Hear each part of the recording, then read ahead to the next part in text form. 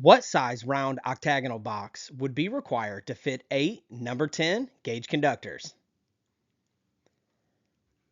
And the correct answer is a 4 by 2 and 1/8. And for this one, we're first going to head to table 314.16b.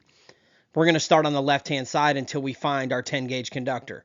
Then we're going to cross over until we find 2.50, which is the individual cubic inch value for each 10.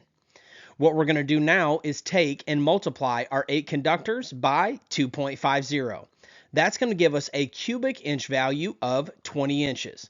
And what that is stating is that these conductors are taking up 20 cubic inches of some box. Now, what the question wants us to do is go find a box large enough.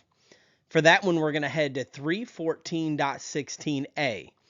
And we're going to start here right in the middle and first find our type of box, being sure not to go any lower than that because we would be going into a different type of box.